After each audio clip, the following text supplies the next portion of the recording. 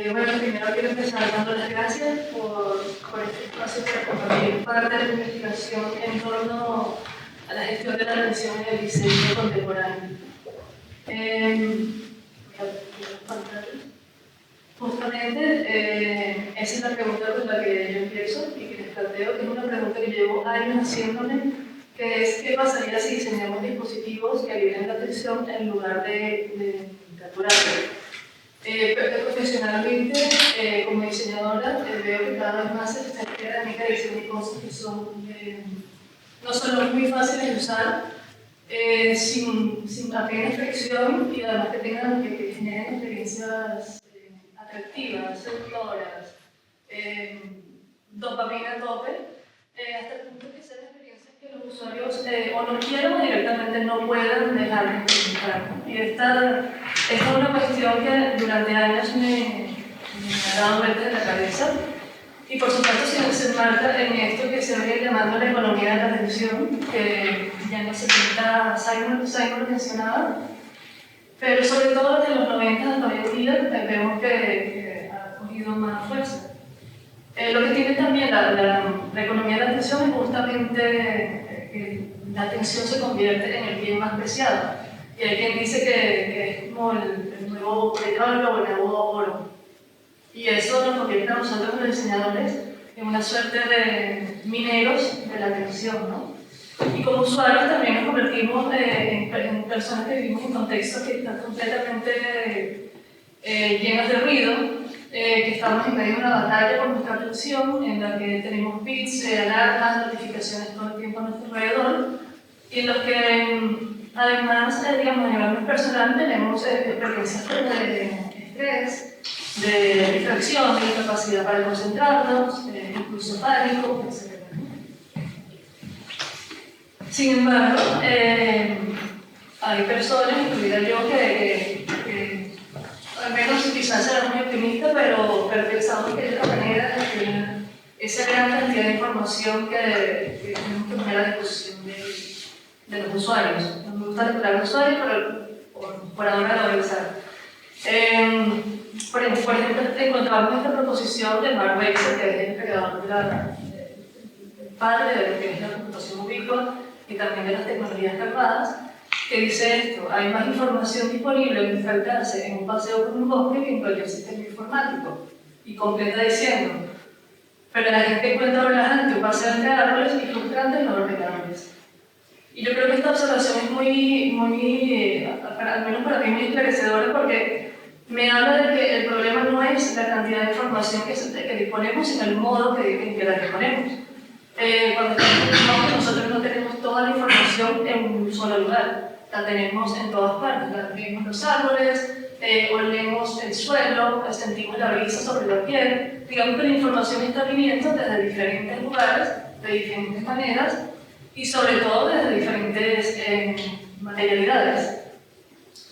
Es así como mi investigación justamente se inserta en eso que han llamado el giro material en el diseño de interacción.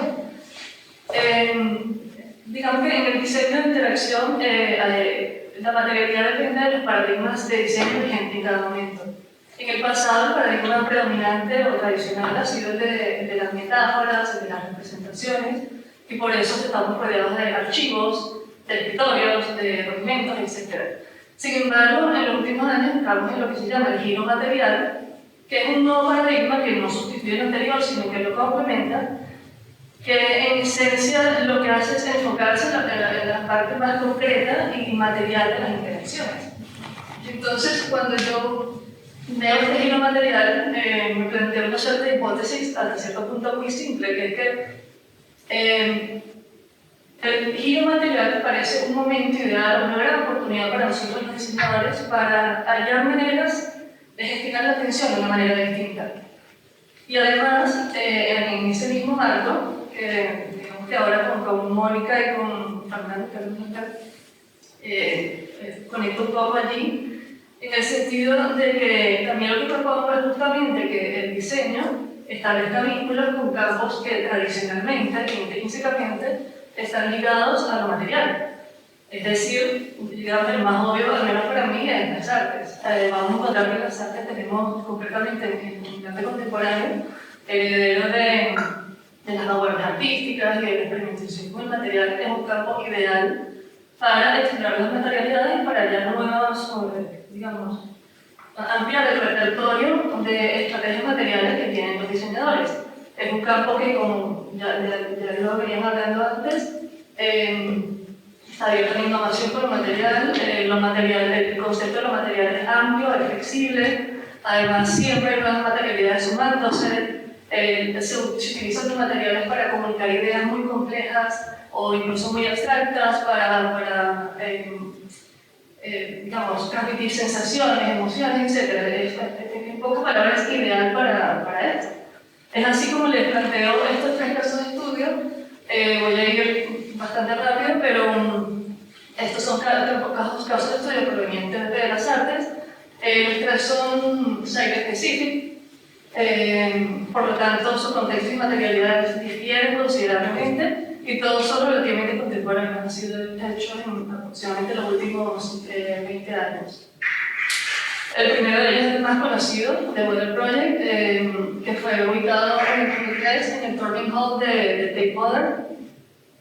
Es una instalación site-specific que consiste a nivel material en una pantalla semicircular al fondo y arriba de la sala. Detrás de la pantalla hay 200 luces en monofrecuencia y el techo completo de la sala está cubierto de espejos que duplica el volumen de la sala y en consecuencia este semicírculo se convierte en este gran sol crepuscular, ¿no? A nivel de experiencia sensorial, vamos a encontrar que hay un predominio de lo visual y también de lo táctil. El mayor estímulo que detecto en este caso es el tema del color, porque el artista tapa las luces que normalmente estaban en el espacio, elimina, disminuye la visibilidad, pero luego inserta estas luces monofrecuencias que lo que hacen es disminuir el rango espectral, de manera que los visitantes ven solo rojos, amarillos, naranjas, etc. También tenemos en términos visuales la reflectividad del techo, donde los visitantes digamos, se hacían parte de la obra, ya sea a través de su reflejo, incluso haciendo mensajes en grupo. Y sí, es una de las cosas como más conocidas, y hubo mensajes políticos incluso. También tenemos, evidentemente, el elemento brillo, que se representa por el sol. La temperatura percibida también alterada, la temperatura es algo que percibimos por la vista y por el tacto. Y si bien la instalación altera la temperatura real, altera la temperatura percibida, y esto fue colocado en invierno en Londres, así que los visitantes registraron esa sensación de calor adentro. Y finalmente la textura, cuando eliminan el espectro cromático, las texturas se exacerban y se ven así más claramente. El segundo caso es esta obra Plexus del 2022 de Camille Ormen, ubicada en el día Chelsea, en Nueva York. Esta es una instalación sonora y escultórica site-specific, y va a estar dividida en 2 salas justamente porque el día Chelsea está dividido en 2 salas. Entonces tenemos en la primera sala una escultura que es una campana de latón dorado y que en esta suerte de gota o péndulo que tiene, lo que tiene es realmente un altavoz. Y en la parte superior de la sala tiene micrófonos. Entre este altavoz y este micrófono se genera un bucle de retroalimentación. En la segunda sala, el artista lo que hace es una instalación escultórica que nace del techo y se extiende hacia abajo en una suerte de ramificaciones como un bosque con listones de madera que bajan del techo, las paredes, hacia el suelo y en ocasiones se convierten en bancos. Desde el techo y a través de los listones transmite voces aleatorias que se transmiten ¿sí? a través de los listones y que van generando una suerte de coro en todo el espacio. De nuevo, en este caso, la experiencia sensorial tiene un elemento, por supuesto, visual, porque tenemos una campana gigante dorada en medio de la sala, pero el elemento auditivo es protagonista definitivamente. El artista, de hecho, hace un mapeo del espacio y detecta una personalidad acústica del espacio y estudia el tono y la motivación entre los materiales de la arquitectura del espacio y luego de los propios materiales que ya va a introducir en ese espacio. En última instancia, le crean 2 espacios sonoros En el primero, como decía, hay una retroalimentación que es muy parecida a la que hacemos cuando aceptamos cualquier micrófono en altavoz. Sin embargo, ella introduce una ecuación, un algoritmo de autorregulación, que entonces lo que genera es que todo lo contrario, que cualquier sonido que suceda en el espacio, sea un post de paso, voces, gritos, lo que sea, entran dentro de este bucle que lo que hace es eliminar cualquier tipo de sonido. Y los visitantes lo que dicen es que lo que se escucha es una suerte de zumbido similar al que puede utilizar. Entonces es un espacio en el que los sonidos fuertes son imposibles directamente. Y en la segunda sala, como decía antes, tenemos un coro de voces. Son voces individuales aleatorias transmitidas que cuando se juntan crean este coro en el espacio que algunos visitantes lo experimentan incluso de modo táctil a través de los listones. El tercer caso es el Pollinator Pupmaker del artista Alexandra Daisy Ginsberg, es el primero de una serie de jardines que hace el artista. Está ubicado en Eden Project, en Cornwall, en el Reino Unido, y lo hizo en 2021. Este se enmarcó en un programa de concienciación sobre la importancia de los polinizadores, y el artista colabora con horticultores y con expertos locales para generar este jardín empático, que lo que buscaba es generar la mayor cantidad de interacciones posibles entre plantas y polinizadores. En cuanto a la experiencia sensorial en este caso, el personaje me parece muy interesante porque ella dice que su obra no es para seres humanos, sino que es para polinizadores. Entonces ella deja de lado la percepción humana y se ocupa de la percepción de los polinizadores, es decir, de abejas, de abejorros, mariposas. ¿Qué significa esto a nivel visual? Digamos, es una experiencia, si se quiere, muy inmersiva porque también se soporta en la coevolución de plantas y polinizadores. A nivel visual, por ejemplo, ella sabe que los polinizadores perciben la luz ultravioleta, entonces va a usar plantas, bueno, ella, a través del algoritmo con el que diseña el espacio. Utiliza plantas que tienen pigmentos o que tienen marcas que solo los polinizadores pueden ver y que los seres humanos no podemos. A nivel táctil, elimina cualquier planta que tenga espinas o que pueda hacer daño a los polinizadores. A nivel auditivo, ubica el jardín en el lugar más silencioso del Eden Project porque justamente el silencio propicia la polinización. Esto es porque los insectos emiten sonidos para navegar y para comunicarse, y estos sonidos a su vez las ondas de sonido llegan a las flores y las flores comienzan a producir un néctar aún más dulce, lo cual hace que atraiga más y bueno, se mejora, aumenta más la polinización. Ahora bien, no voy a entrarme en la metodología que yo uso la metodología semiótica, pero a grandes rasgos lo explico muy rapidito, que es lo que hago es identifico rasgos discursivos en estos tres casos. Y luego a partir de estos rasgos hallo recurrencias discursivas. Estas recurrencias me permiten construir una suerte de géneros o modos de hacer que últimamente en este caso en específico llamamos estrategias materiales, es decir, cosas que en los tres casos reaparecen de alguna u otra manera y que la idea es que sirvan un poco como referencia a diseñadores de interacción para ver su potencial, ¿no? Estas son 7 estrategias. La primera de ellas es las materialidades abstractas. Por supuesto, tenemos en los tres casos materialidades concretas, como es el latón o las láminas de espejo, pero tenemos también un repertorio de materialidades que se resisten a ser registradas. Son materialidades que incluso a nivel físico pueden ser llamadas abstractas, invisibles, intangibles, pero que tienen sus prestaciones son tan fuertes que digamos, los visitantes sienten el efecto sin saber qué está causando, ¿no? En el The Weather Project, por ejemplo, tenemos las ondas, porque el artista justamente lo que hace es manipular la longitud de onda y con eso altera la percepción del color. En Plexo sucede algo similar, pero con las ondas sonoras. El artista justamente descompone los sonidos del espacio y los descompone en ondas que llega a manipular de un modo casi plástico, ¿no?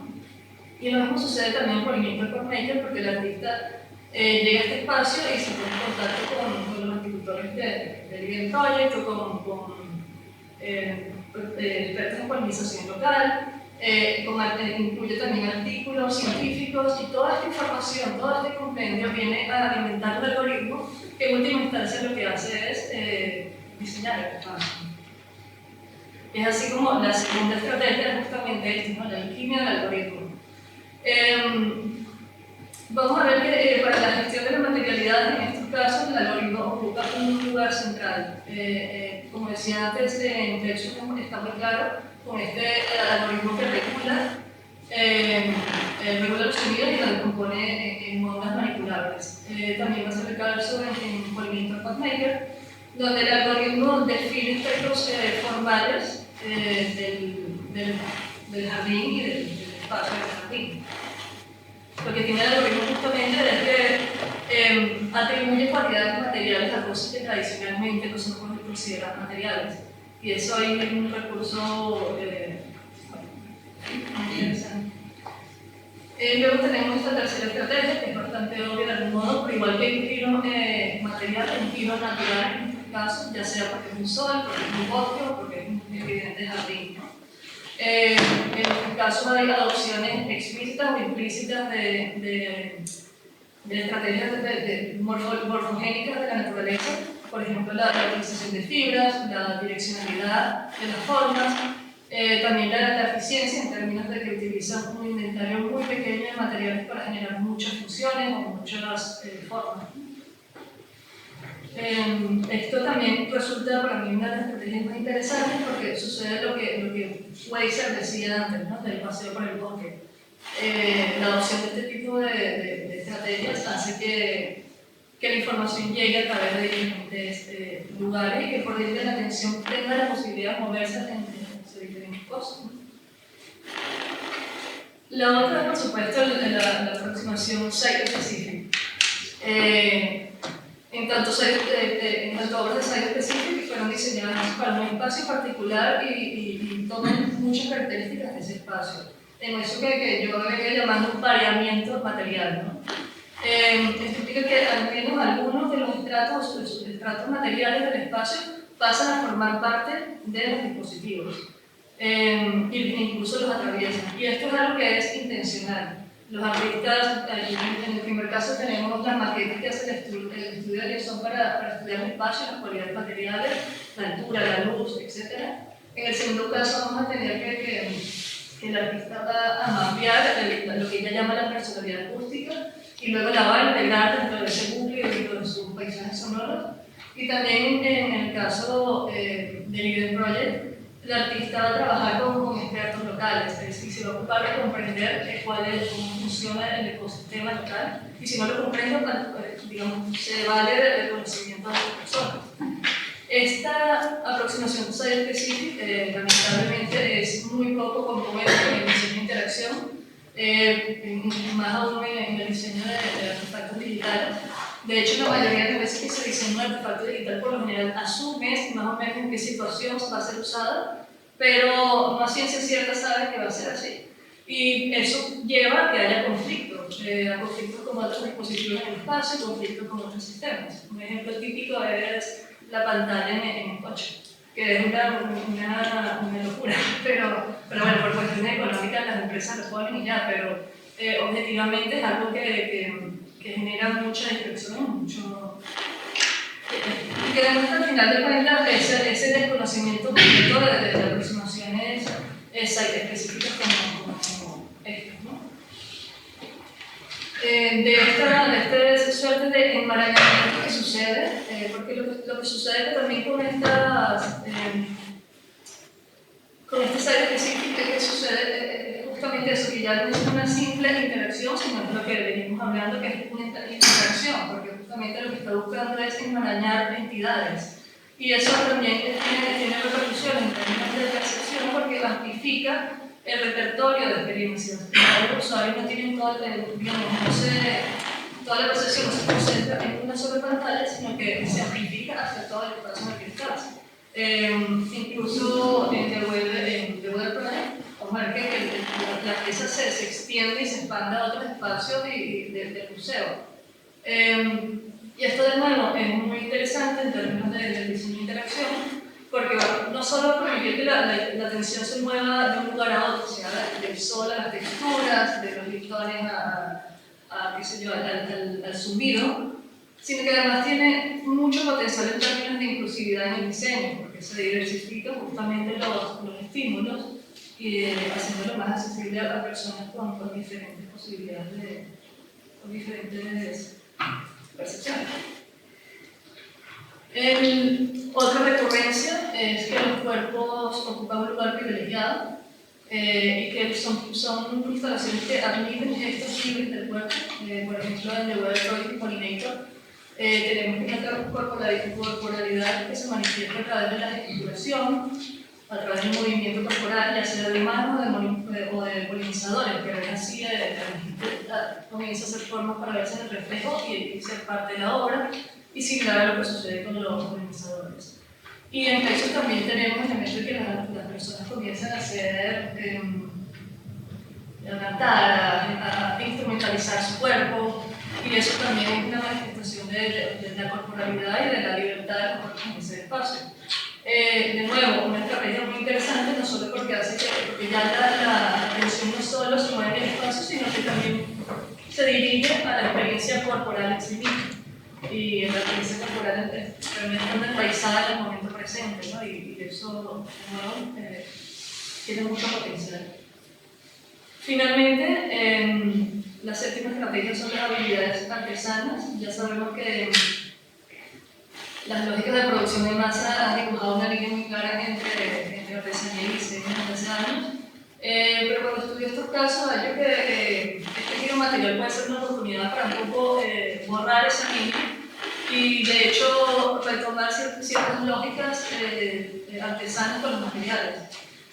Entre ellos, por ejemplo, esa relación también con el contexto, también con contexto, digamos. Y también esa disposición a conocer los materiales, a saber cómo usarlos, a saber en qué cantidades, ¿no?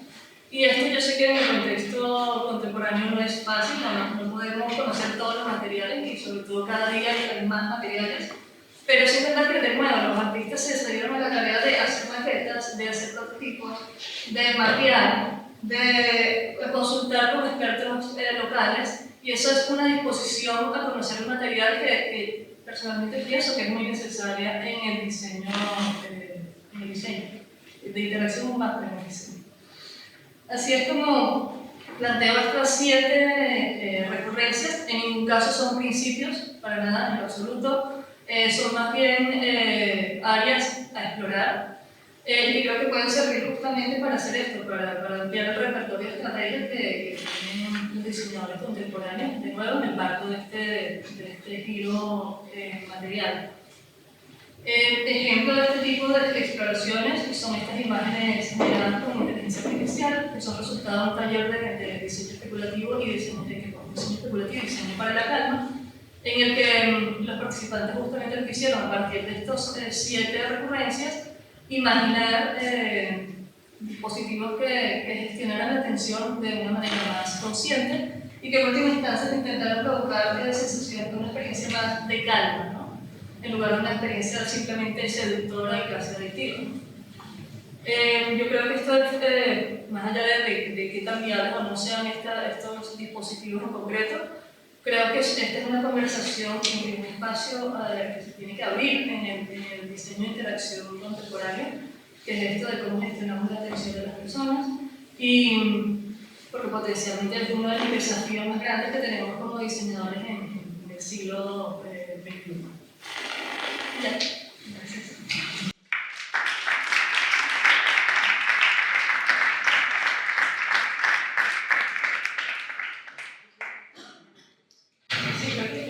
Creo que, no sé si ya estamos en material, ¿no? Muchas gracias, Audrey. ¿Alguien tiene algún comentario, una pregunta? A mí me hizo extraño la última imagen, porque justamente todas las imágenes que has mostrado son muy densas de una manera placentera, en el sentido que tienen estos espacios densos. Y en 2 casos el color es muy importante. Y como un alumno de diseño, el CAD casi siempre acaba siendo beige. Como dice, es un comentario que debería decir, claro, venimos del pathway que es rico en todo tipos de colores, y es como una experiencia sensorial de todas las maneras. Y cuando se reduce al diseño, muchas veces es como el calmo acaba siendo un bloque de colores y ciertas maneras de actualización. Entonces, me encantó la idea de cómo desengranar y me hizo pensar en los catedrales, en el sentido que las iglesias jugaran en su capacidad de crear espacios fuera de lo que sería el mundo cotidiano, época medieval, de ver que entraríais en una iglesia, entraría espacio, luz, color, música, y se falta, no era casi cinema, en el sentido por épocas anteriores. Entonces, este espacios de reflexión y cómo se aumenta o cómo se busca este panorama, me parece muy interesante ver estas 7 estrategias. Te agradezco. Solo para comentar, bueno, esto también, digamos que a nivel conceptual, Sí. A nivel conceptual, es verdad que muchos de estos dispositivos cambian de color, pero bueno, cuando lo das el prompt a la inteligencia artificial, pues te lanza estas cosas muy lavadas y sí, estoy de acuerdo que el color tiene un elemento fundamental. Y respecto a lo de las catedrales, a mí me pasa eso, que yo, cuando estoy viajando o incluso aquí mismo en la ciudad, esa búsqueda de refugio, a veces cuando hay tanto ruido, y yo cuando viajo también lo hago, de ir a una iglesia, ir a templos, porque realmente es como que un momento de pausa, ¿no? Que siento que sería muy interesante, incluso en ciudades como Barcelona, tener espacios de calma, espacios de pausa, que también puede seguir este tipo de principios, porque vemos el caso de Plexus, que el artista ya genera un espacio en el que no hay ruidos fuertes. Y que mejor sería también en las ciudades también tener espacios como este, entonces donde tiene un sonido con puentes tibetanos constantemente. Sería fabuloso y se siento que hay mucho por hacer en ese sentido. Sí, los catedrales de Barcelona no son tranquilos. No. Los